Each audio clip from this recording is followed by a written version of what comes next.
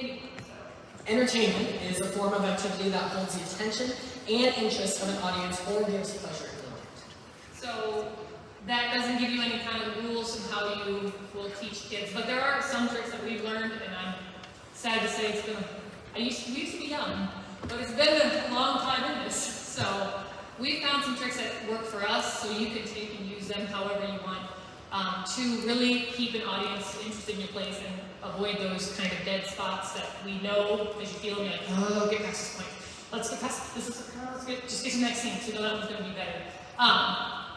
And then, one of the things too that we want to mention is I love what they said before, both Carrie and Jennifer, is our way is not the only way. There's more than one way to skin a cat. This is a way that works for us, a way that gets our kids physically responsive, and making sure that we have strong physical acting in our productions. But it's not the only way. But so hopefully, this is not the only way to do it. But hopefully, you get a few things from here that you can take back to your kids. So you can click it past this. Click your parent. I keep clicking. I'm so sorry. Keep clicking. Yep. So we have found that to create an engaging production, there are two huge things that we mainly focus on, and that is, and you can keep clicking. I am so sorry. Characterization and tempo. They're the biggest things you have to watch. And then so talking about what tempo is. Tempo, in its most basic form, is how your play feels. So it wants your audience in, and basically they can't wait for the next part. There's movement to it, how it feels, how fast, how slow it goes. And tempo, even though it can be your best, your strength in your play, it can also be the doom of your production if it is its own. Okay, so in other words, does your production have slow spots? And it's a feel thing, guys. Does your production have slow spots? Is there a part where it doesn't quite click right? And you can feel that. I don't care if, here's the funny thing is, talk to the person in your eye, talk to your dad, talk to your moms. They'll know it. And like, that one part I just didn't get, you know, that one part just didn't quite click. That's tempo.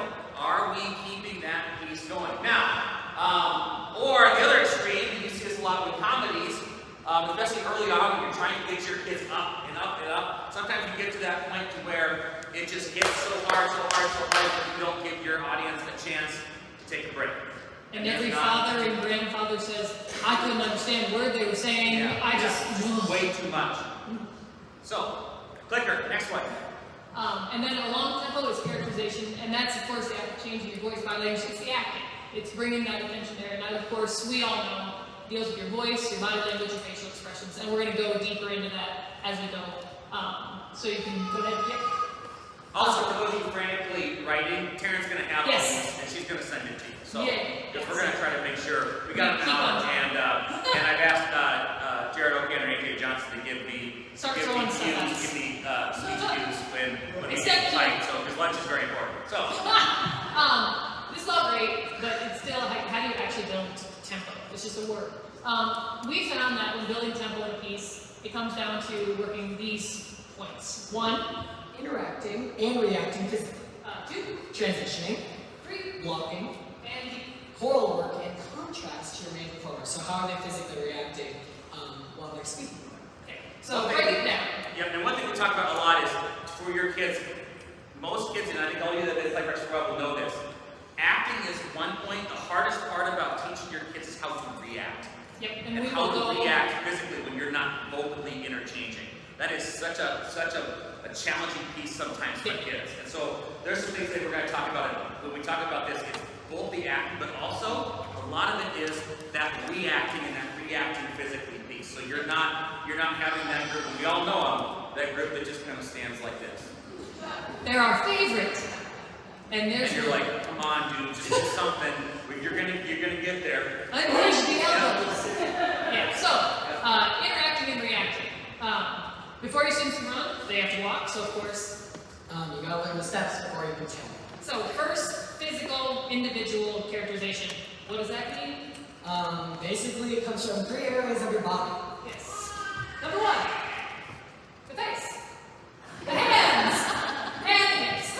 And that is why I brought him right there. Because I am not going to do that. Now, as we move this, what we're going to do down the line here, as we get about 3 slides in,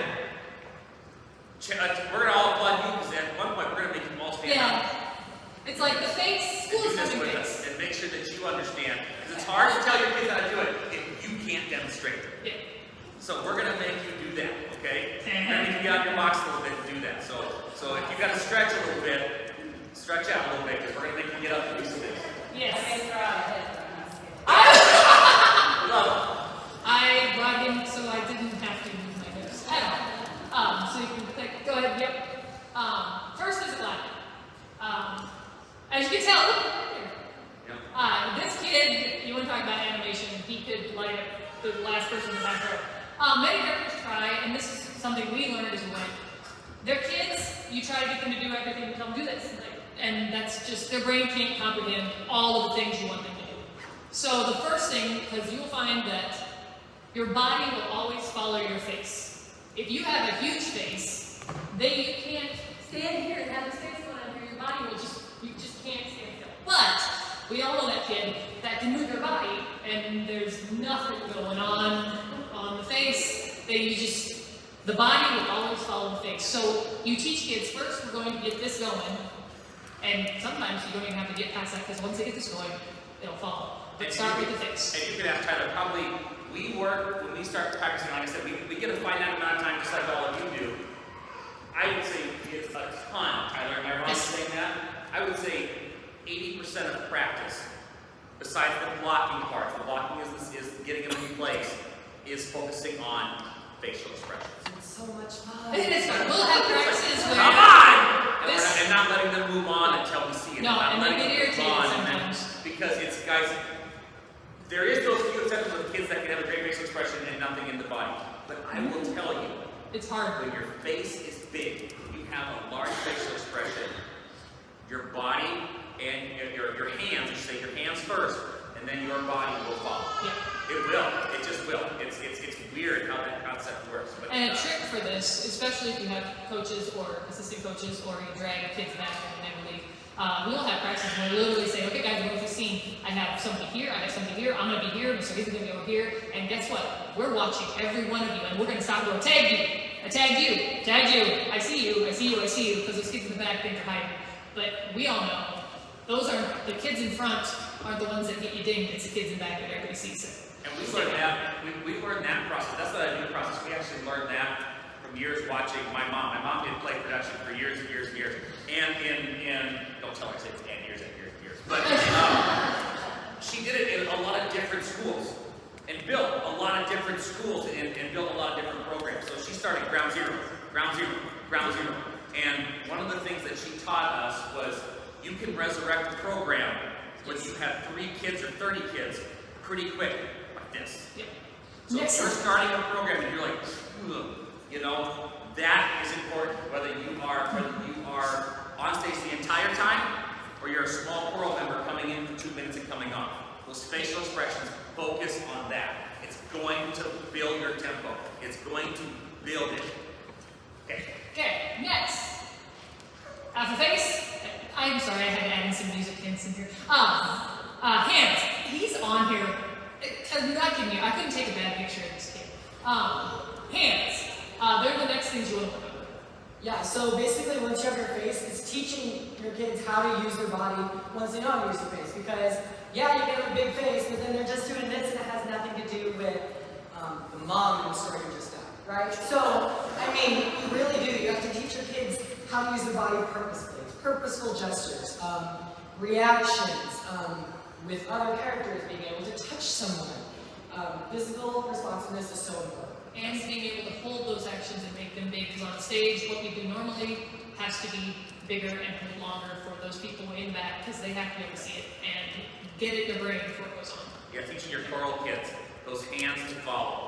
One of the things we work a lot with our kids is unhinge the elbow. Yeah, unhinge the elbow, because you'll see kids, they'll want to do this.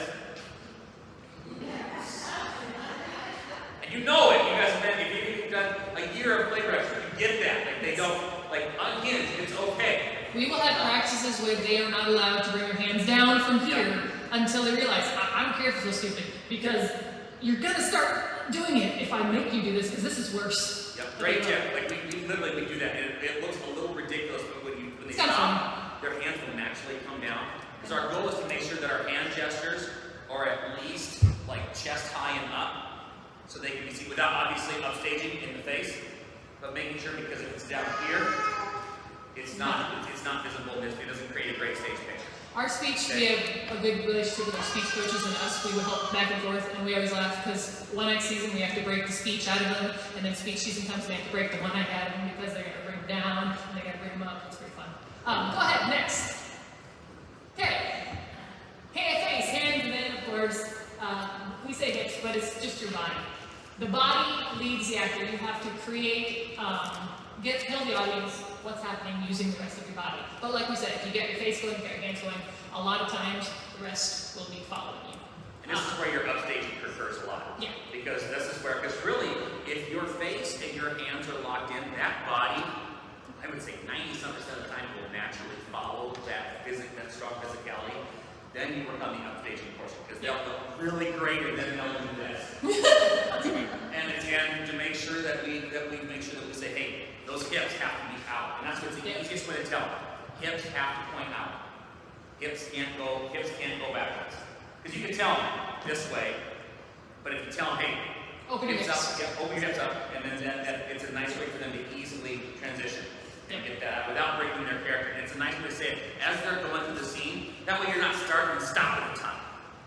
You're not starting and stopping a ton. Otherwise, if you tell every kid, you've got a group of 30 kids, for example, and you've got a group of maybe like 5 speaking parts and 25 ensemble in there, and you're constantly telling them, stop, okay, so-and-so, so-and-so, so-and-so. That's a great way to do it without stopping your program. They'll learn it after a while. It's just like, Nancy, hips! They'll move the hips out because they'll know what that means. Okay?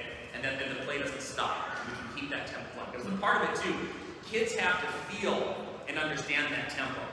And they have to understand where they're going in that. Otherwise, and you'll start seeing as your speaking parts will get it, and a lot of times what will happen is your speaking parts will start getting away with it, and it's your ensemble kids will pull you back in. Because they're a lot more cue oriented, and they'll pull you back in. Next. So now we got the individual, so now we can tango and talk about interaction and reaction. Interaction, of course, the action, because once they've learned how to do it themselves, they got to learn how to work with somebody else. Simplified, they've got to learn to connect people on stage. Nothing is worse than you watching a child, and I love you, but I'm not going to look you in the eye. Lovely Lexi, you're my heart. I don't know how many times I tell kids, I'm like, you guys, it doesn't have cooties. I love you. It's hilarious how hard it is to get high school students. And we're not talking like romantic scene. We're talking about anything like where giving someone a hug and meeting it. If you're like a mother-daughter scene, and you actually mean that, And that's also where you point. Where you point out to like you look at our student here. Also phenomenal. Yeah. What you look at what he's doing here. What it is we talk about is that hey, you have to convey with the face. Yes. You're pointing out, I want you to convey everything with the face, and what happens is the body. Will follow. And the thing is, comedy you can get away with a little more drama. If you don't have a true connection between those two actors, the audience will lose you. Because it's not believable. It doesn't touch your heartstrings. If you don't have a real emotional connection on the stage, they're gone.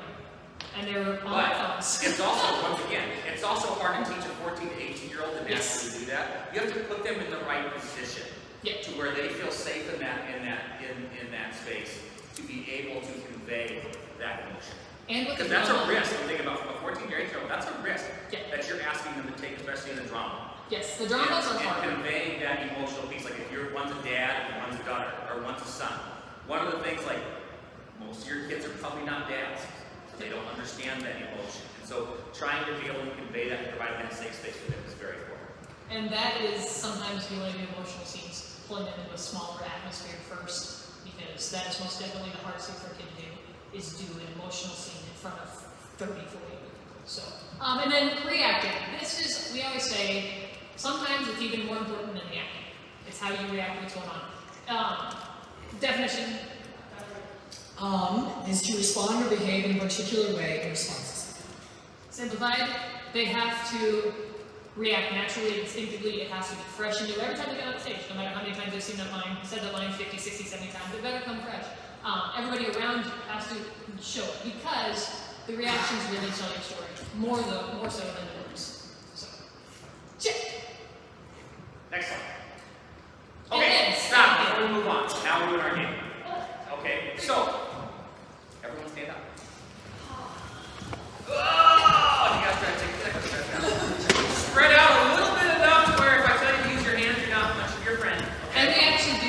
observing our kids towards the game. Okay. It's fun. Yeah, let's not punch our friends. Or dance. Okay. Make them dance. So, I'm going to do a demonstration with Tyler. And then you're going to follow. Okay, so I'm going to do this, and then I'm going to say this to you. Okay, so I'm going to give Tyler an emotional scenario. Starting with face. And I'm going to say face, hands, hips. hips. Okay?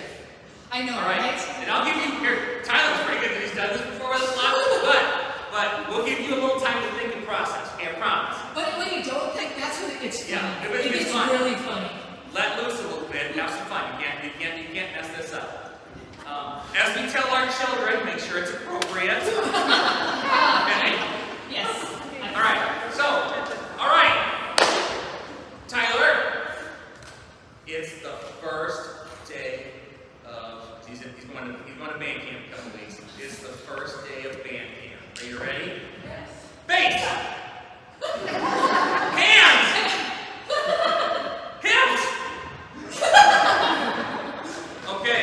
You love band. Second scenario. This is. Let's go. Yeah, you just said you told me one. Okay, let's see. You're getting a brand new kitten at home. Okay. Can't hear you. You're getting a brand new kitten at home. Okay. Ready? Be your dad. Be your dad. I don't care. Be your dad. Okay. Okay. Face. Hands. Hips. His dad actually did do That's that. okay. Okay, so your turn, everybody. Okay. First day of teacher work days. First day of teacher work days. Okay, here we go. Okay, it's process. Now, when I say face, you give the face some reason. Okay, because we're talking about transitions, pour over, and still scene. So I want you to do that and freeze it. Okay, you ready? Okay, first day. 1, 2, 3, face! Big faces, come on! Let's do it again. Okay, do it again. Okay. I need big, because I gotta be able to see it, just like you as a judge in the back have to see it up on stage. I up on stage have to see it in the back, so those in the back have to really be big. Okay? I gotta see it. Okay. Count of 3. 1, 2, 3, face! That's much better. Okay. Hands! Oh my gosh, you look like you're gonna murder someone. I feel bad for you. Okay, all right. Hips! Not bad. All right, what do you want? Oh my gosh, I wish you were up here. This is the best. First day, this is all your school administrators. All right. This might be, there we go. Senior's last day. Yep, senior's last day. Senior's last day. Now this! Seniors have just left the building. Seniors have just left the building. Now we love our seniors every year at Boston. We always love our seniors. You choose. That's It can true. be different. I'm okay with that. You choose. Okay, in your head. You ready? 1. Big face. I'm a big face. Big eyes. Mouths open if possible. Teeth to see. Because it basically, remember, I gotta be able to see you up here. You can't tell your kids if you can't do it. That's not fair. Okay? So, There are a lot of things they can do that I cannot do. 2, 3, face! Oh, she loves her. Oh, they love their kids. That's a Oh, lot. face, freeze it! That's a I'm lot. big enough. Here we go. On the count of 3. 1, 2, 3, face! That's my face. That is my face. Ready? Hands! Get those hands up! I don't want hands down here! Hands up! Chest up or higher! Hips!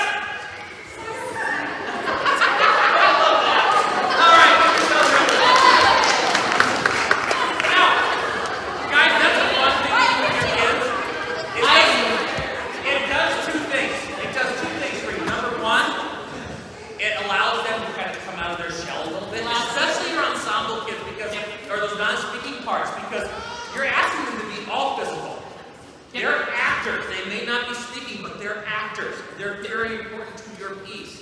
They're very important to your play. And so this is a great way to break them out of their shell.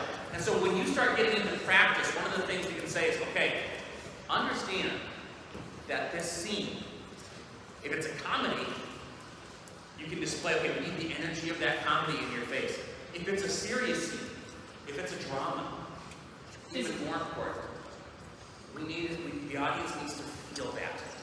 Feel that through the physical acting. And so then you can start with your ensemble group and go, okay, let's go guys, let's see it. Face. Yep. I look at it, we might tweak a little thing, okay, chin up a little bit so we can see it, things like that. Okay, faces look good, guys. Hands. Let's make sure those hands are out and they're frozen. Don't draw hands. And then last thing is hips. Let's make a movement. Either we're down, either we are solid and salute. We could be sitting. We could be making sure that all three pieces conform and help aid the tempo of your production. That was very graceful. Very graceful. Very graceful. But you know what? Okay, here's the thing. We were at That's why I brought We have a video of it will not ever be shown in public. But we have a video of me. It's hilarious. It's ugly. Okay, but I'm going to be honest with you. If my rotundancy gets up in front of kids and does it, it takes the pressure off those kids a little bit. Oh, that guy. Also, you get a good laugh. Yourself out there a little bit for the kids. It's a good laugh. So interaction, reaction, and then transitions are the second thing. In theater, we all know transition means the process of moving from one scene or set to the next. Seems simple enough. If you tell anybody to do is take the crap that's on there, take it off, put the crap that comes on next, goes on next. That's pretty much what it should be. Absolutely nothing kills tempo faster than a bad transition. Nothing kills your tempo. I mean, you can be up here, everything's going great, the people are loving it, and then you're spending the next 5 minutes of play trying to run back up here, then you have another bad transition, you lose them again, and it's a sad roller coaster, not the fun ones. The reason we found is a lot of times transitions are often the last things we think about. Because we gotta get the scene done, we gotta get all this blocking done, we gotta get all these kids acting, and that's the last thing you think about. And that usually ends up, so you have to people play, and then with rushed, sloppy transitions that take forever, props get missed, or they didn't get brought on, you got kids panicking, you got people running into each other trying to get off of the stage, and it just kills your play. And then, of course, One, two, three. Don't leave your audience in the dark. With nothing but silence. Okay. And that's what will happen right there. That's what will happen every time. Be awkward. That's what will happen. Yeah. And that is the worst feeling. Or killer that we've all seen them as just Yes. like, Gosh. oh. I'm so sorry. That's the thing where transition can help. That helps Yes. tempo. And then they know it's going.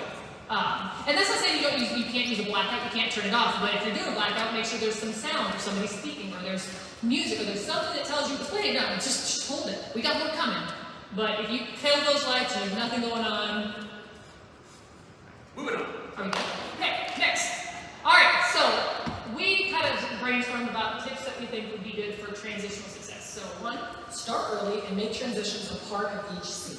2, Make it very clear who is moving each item. 3, Design and choose your transition style. and 4, Allow time to practice those transitions. and 5. Simplify it. Okay, click. Oops, sorry. Oh, you're fine. I'm so sorry. There's a lot of them. Tip 1, starting early and making transition part of the scene. This is huge, guys. We literally, when we're building that one scene, the transition is part of that practice. Yeah. You literally block and choreograph as soon as you block a scene, and then the kids have time to practice it every time they go through it. They know what they're doing. Everybody knows where they're going. They know the motions. Even if you don't have your props or your set and stuff ready, you have them mimic, say, hey, there's a table here. All right, I'm gonna grab my table, I'm gonna take it off, because I know it will be there eventually if you're like me. So I got it maybe the day before you perform, you might be there. But this, I always say, transitioning, blocking that is the same as if you're blocking a dance scene or a stage fighting scene. It's gotta be blocked and choreographed the same as you do anything else. And if they start and you've got to practice from the beginning, everything will be smooth at the end. So, next. Tip 2. Make it very clear who is moving each item. So, are you going to have your stage crew out? Are the actors going to be a part of the transition? Make it clear who is moving what is everyone's responsibility. The last thing you want to happen is a transition goes long because your stage crew ran into your actor, and then kaboom, and then you hear thuds and everything, and that can slow down the play too. So make it very clear what is everyone's responsibility. It kind of goes into tip number 3, but make it clear who's doing what. What is my responsibility as soon as this scene is done? How do I move to the next one? Do I pick up a box? And don't be afraid to have somebody set aside saying, you're the last off, make sure that nobody forgets And something. here's the thing, guys, we say, make it very simple for them. Yeah. Don't, if the transition, when I say like moving set pieces around, and there are scenes that have massive movement, okay? But you've got to find ways to make that very simple. You don't want your audience to notice. notice. It requires you, because it was so complex, the change of that scene, it was so complex. You have this beautiful 6-7 minute set, whether it's humorous or drama, and we're all into it as an audience, and then all of a sudden, we've all seen it. The kid in the black hoodie, usually wearing white socks. I don't know why that's the case. But they usually are. He's coming out. He has to be here, but he won't pass English. He looks out at the audience at you. Nothing will kill your transition quicker than that. Although if you're doing a comedy, you do get good If you put people on the stage, they are part of your production. Yes. They are part of your production. And so, and it will, you could say they're not, but what will end up happening is, it will chop up that transition. Yes. It will. I promise you. It will chop Flow. because your eyes will automatically Follow that. focus that kid. You know, if your kids are on costume and that kid comes out in a they say black hoodie, white socks, one of these things is not like the other. And it breaks up your production and it makes your tempo chop. And then what happens is then you're fighting that the rest of the production to try to bring your judges back into it. Next. Go ahead, sorry. You told me to keep them on time. Yeah, thank you. Tip 3. How are transitions done? This is huge because there are so many different ways you can do it. People are like, well, what do you do? Like it changes, it depends on the mood of your play. Hey, if you can't do certain transitions you do in a comedy, in a drama. It's just, you can do intricate, creative, no frills, blackouts, dim the lighting, changing different scenes, spotlighting over here whilst people are over here in the dark, moving stuff around. There's so many different ways you can do it. Your job, and this is, we always say, this is actually not on the kids. This has nothing to do with kids. If the transitions are screwed up, That's on us as directors. we do totally that. on us. It's also like when you That's say, like, that's if they screw up in the background, you say, guys, my bad. My bad. Didn't rehearse that well Didn't figure that out. That's on us. so it is your job, our job as directors, to figure out what will help the play's tempo, their feeling, the flow, what kind of transitions are we going to have that makes it to where the audience doesn't even know that's a transition. Because it flows through the play, you don't even notice it's happening, and that's on you. So your job is to find out which one of these type of transitions is going to make our play better. Next one. Tip 4. Allow time to practice. Yeah, so specifically for our practices, as soon as we're done with the scene, we block the transition right away. So that way by the next practice, we're starting with that transition and blocking the next scene. Allow time to practice because those transitions, like I said, will make or break the tempo, the flow, the interest of the audience will make or break your production. And we will do something called a cue to cue practice. Kind of like we have practices where we do nothing but tear off and put on a set. We have a cue to cue practice where we say, okay, we're not going to go to the scene. We're going to start at the end of the scene. We're going to go through the transition, see if everything is good. Okay. Skip through the scene, now go to the end of this next scene. Let's go through the transition, make sure everybody knows where they're going. And this is also where we take lists and go, I don't have that prop piece, I haven't finished that, oh crap, I got that done too. Or we didn't recognize that kid's dropping character back there. Yeah, oh, I saw that. And make sure our kids stay in character through that transition. Through the transition. But as you tell the kids, you better be 5 feet past that curtain before I see your human self come back out. It also, these cue rehearsals, guys, are huge for, especially kids, you can say, and they come out, Miss Hazing, there's like 90 people there, I can't get off. Oh, well, we better change some things around, because they'll tell you, hey, I got a problem. Awesome, didn't know you had a problem, or we see a problem, and it gives you time to fix it before you're performing on a stage in front of people, and you have a massive, a different stage, yes, different size. There are times we have practices like, hey guys, we're going to block it out, because we know this stage is this big. So we're gonna change up and make sure you guys know how to use that space, because there's nothing that will freak out a kid more when something is different. We also, there are times where Mrs. Hazing and I, on purpose, as we start getting later in the season, we will not tell the kids, we'll move stuff around. Here we do. I love that practice. Because, and the reason we do that is because when you travel, we all know it, Something will go wrong. And so it also teaches your kids a little bit to stay in character, to think on your feet. You have How did you think on your feet? You drop character. You can't do that. Your box is in here. World's not in. You're still in that. Let's get this going. And we're almost not mean, but we have no cows that come like, this isn't like, you're on stage, we're gone. You better figure it out. I can't help you. There's 9 people need help. You better figure it out. And they're actually really good about thinking on their feet when they know there's no options. But when they know mom or dad will help fix a problem, they'll of course come to you. And they will. But Next slide.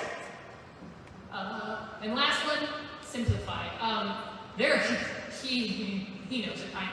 We have a different dynamic, which is I would have people flying out of the curtains if I could, and he brings me back there and he's like, that isn't gonna work. I'm like, but we could get somewhat of this done. And it helps to know you gotta bring yourself back and say, I had this cool idea, it's not working.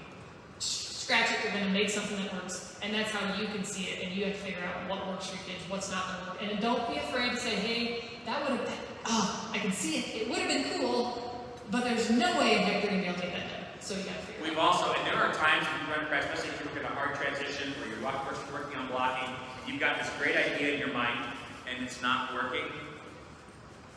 Don't fight your kids through it. Sometimes, especially if you don't have an idea, you can try ideas, but if you don't have any idea, sometimes it's okay to say, guys, this isn't working the way we want.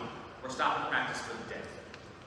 What we're going to ask is when you come back, we get this work done, because we need to make sure we're prepared with something different. You didn't do anything wrong tonight, guys. This is on us.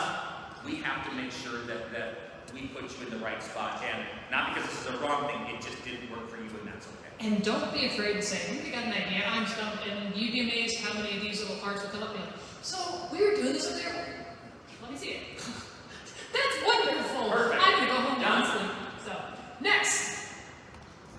All right, and then on to the third thing, blocking. So what is blocking, Tyler? In theater, blocking is defined as the precise staging of actors in order to facilitate the performance of a play, ballet, film, or opera. Did you know both blocking and block tour planned stage in theater as early as 1961, which I think is when your mom started. She's not here. I told her I was going to say that.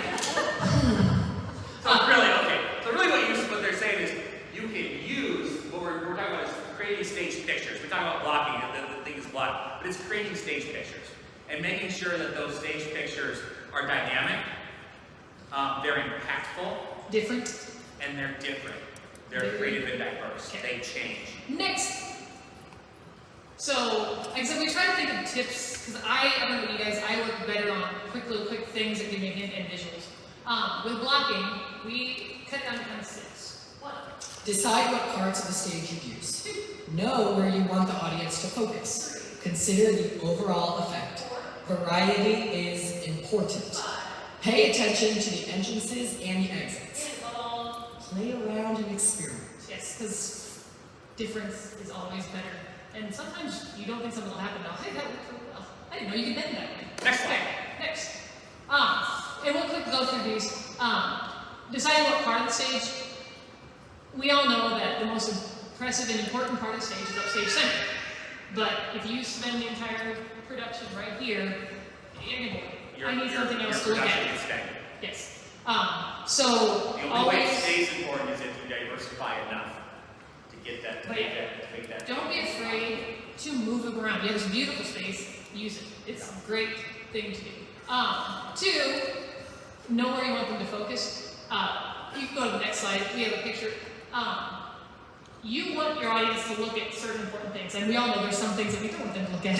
Oh, look at this kid over here. This kid is a tree. Ignore the tree. But like, here's a picture. I did that once, and I'm ashamed of myself. As you can tell by the way you have blocked it, the audience attention should be pulled directly to where we want them to see what's happening. And in blocking, that's a cool trick to tell your audience, guess what? I want you to focus on over here. And you do that by the way you put your kids, what levels you put them on, the way you have their face and their body turn. It's like a big old pointer arrow flashing going over here, over here, over here. And this is a picture that kind of shows you how using eyesight, body pointing, all those things can get you to focus where you want them to focus. Okay, next. Number 3, consider the overall effect. So think about what is the meaning, why does the audience need to focus on that scene? What is the importance of it? What's the impact? What is the message? What are you trying to convey? And basically that has everything to do with physical responsiveness, reacting, interacting. Everything we talked about previously is you are creating a message, you're connecting to the audience, and why? What is the purpose? And by putting kids on certain levels, you can see them, the audience can see everybody from every angle. That will give you and your audience the emotion they need to get, excitement, sadness, however you want to do that. Brad, And then variety. We talked about, stage center being important, and that's where your central focus should be. A lot when you talk about things. But there's also, when you have stage left, stage right, you're talking about that's a great place for supplemental scenes, because supplementary characters talking, especially if you have some monologues, some mini scenes, to be diverse. always bringing small One things. thing I try to avoid much, and we are guilty of it too, I think we all are, as people. We talk about having the OID in the front with the ensemble in the back, if that makes sense. Where the ensemble is a lot back, and we're guilty of it too. It just is part of what we do. Okay, we want to make our people see stage center.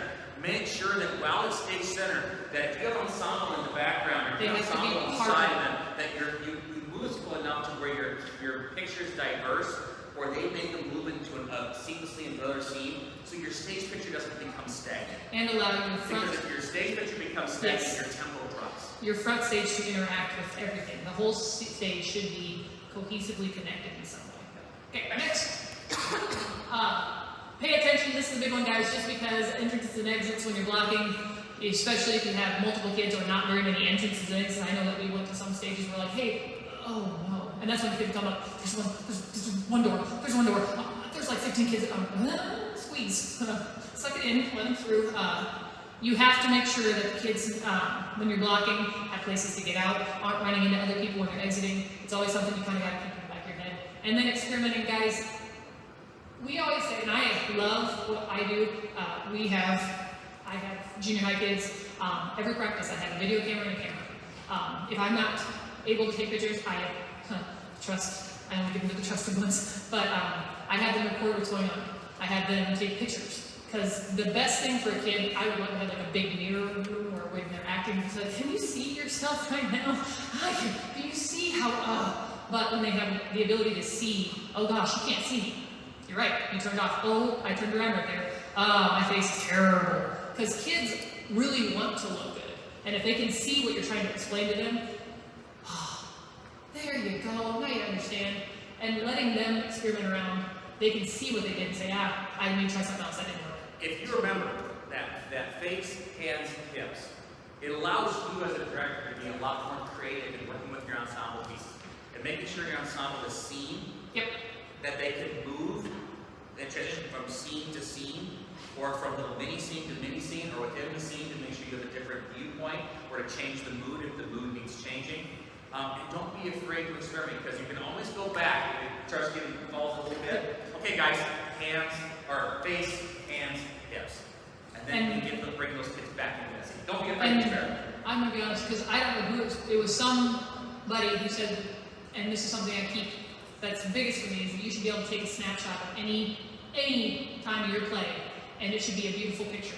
Yeah. And there shouldn't be a dead thing anywhere. It should, literally every picture should be pretty. You don't matter what time the play it is, whether it's 2 people on stage, 1 person on stage, 50 people on stage, that picture should be like, wow. Your production, anytime you take a picture, whether you have 2 kids or 20 kids, you should take a picture of that and be like, wow, that's cool. Or I need to tweak this because we're flat over here. Yep. Or it looks very one level here. This is boring. We have to make a change. Yeah. Okay, next. We're almost done. Oh, we're getting and then, how much time we got left? Are we tight? Hey! 12 minutes. Hey, let's go. Choral work, or ensemble, if you want to say, is the approach acting that aims for a unified effect achieved by all the members of the cast working together. on behalf of the play rather than emphasizing individual performers.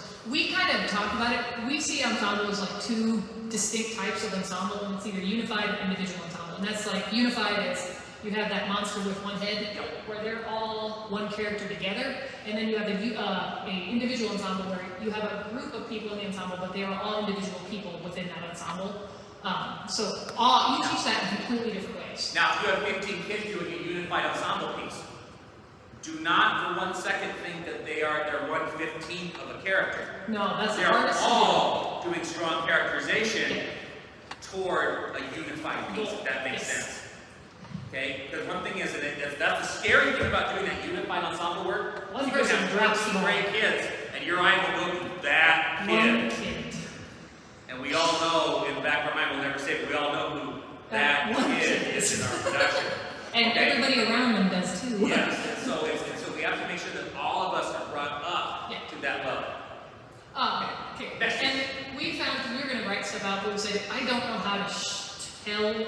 So we grabbed some videos just to kind of, it's easier for me to see. I'm more of a visual person than a word person. Next, I think it's on this one. Yeah, go next, there it is. Next slide.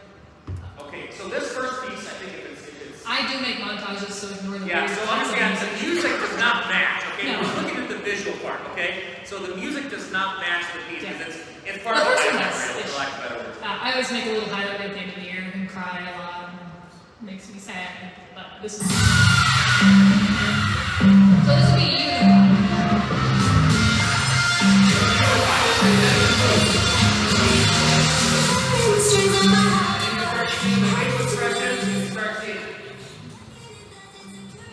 So you start seeing there, okay. One body, but with different faces, different characters. Everyone's unique, but they're all working as one sort of group, one message. So that would be more That would unified. be a unified approach, okay? And Also, then- you gotta see the Brad and Sheila Hazen Fine Arts Facility and basketball court. It's pretty cool. Pretty awesome, okay. Next slide. Hey, we got new curtains. Yeah. We got new curtains. No, we have a nice listening phase, don't we? Really nice. Okay, so this one is more individual. You might recognize the guy in here. Oh, this one? Yeah. So now what I want to show is you start looking at some really strong, like facial expressions. This is a great trick of hands again. Face, hands, hips, and you start seeing where he's at with that. Look at the diversity. It doesn't have to be huge. There you go. He has the best faces. Now, And that is including, like, if you can have ensemble. transition. We're working at a transition here. And it interacts with the back and the front. They always interacted with each other. That kid was awesome. He was an 80-year-old with a 17-year-old body. And if you need to laugh, just say the moves. That's where we're stopping.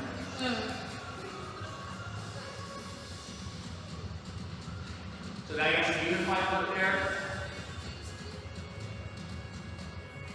And this I love because you see them interacting and reacting to everything that's happening around them. Look at these. If are always big. If you don't open your mouth, you have to open your eyes. You have to do one or the other, or do both if you can. And this is about physical acting. These guys were not Wow, afraid. so good. They were almost like brothers. They weren't afraid to just sometimes get a little too physical.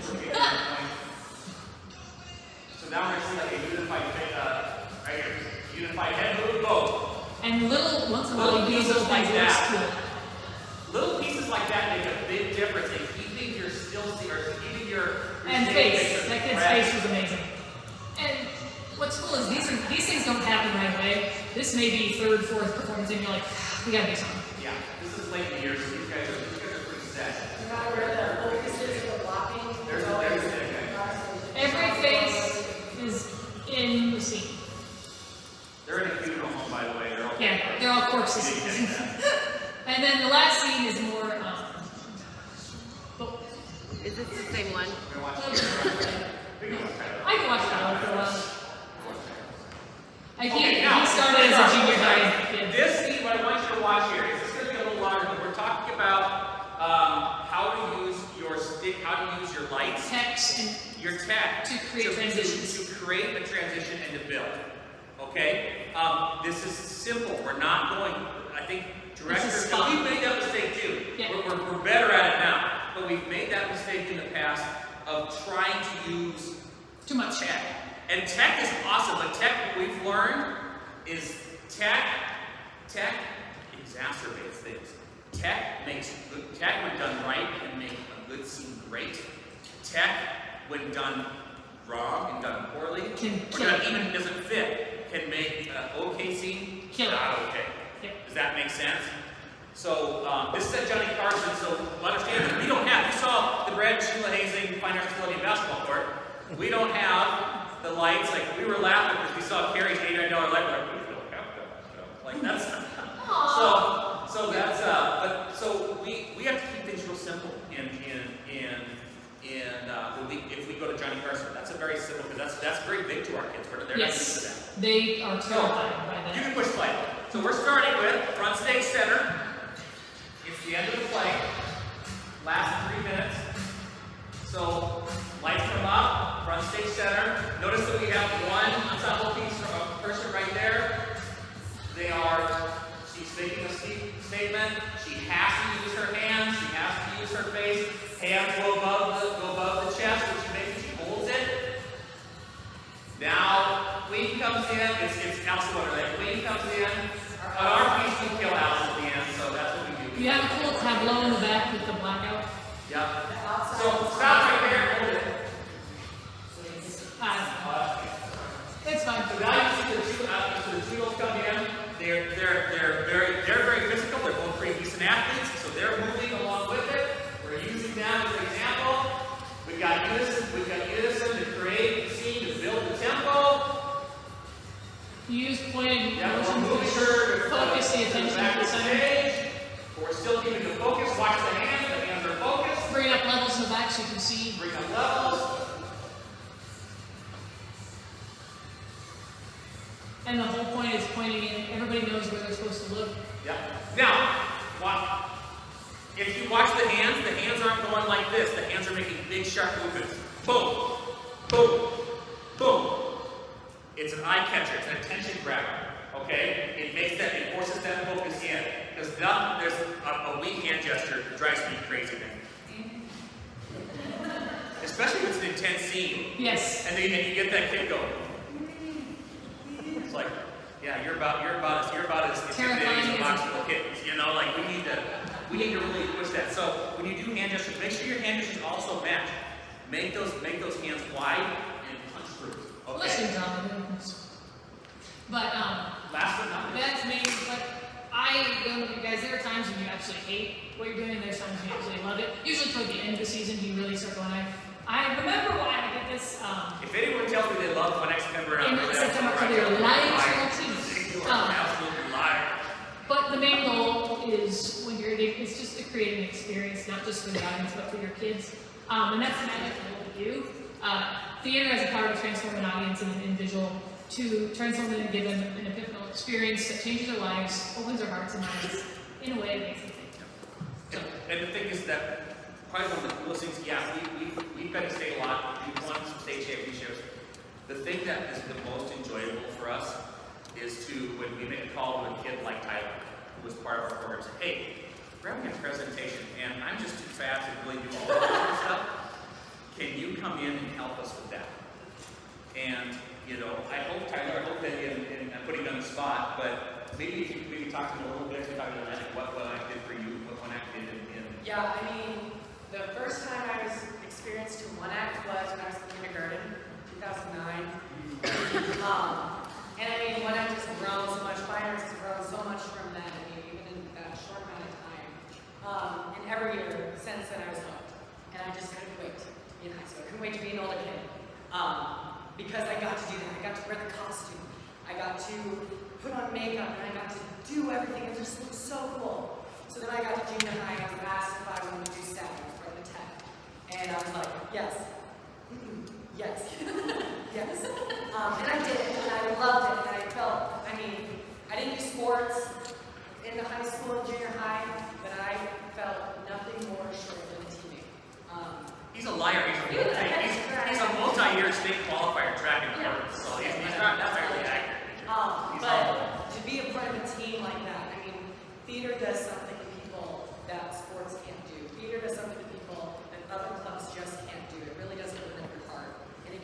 such a love for what this is and what everyone in here does and gives their time for. I mean, there is no friend, there are no friends like mine who I connect to more and get along with more than people who love theater. It really is just, it's something I can't even explain, and I'm forever grateful for.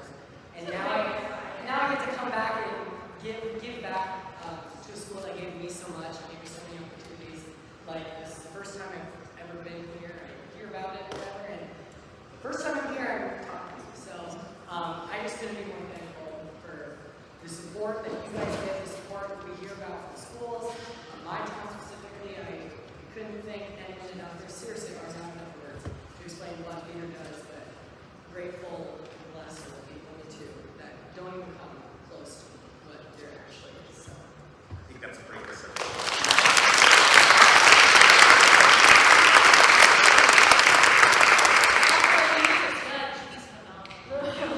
All right. That's what we have. Thank you, everyone. Thank you for providing a great experience for your kids. Good luck this year. We are excited to see you all. If you have any questions, we flew through that fast. If you have any questions, send us an email, drop us on. We'd love to talk one after it's fun. So.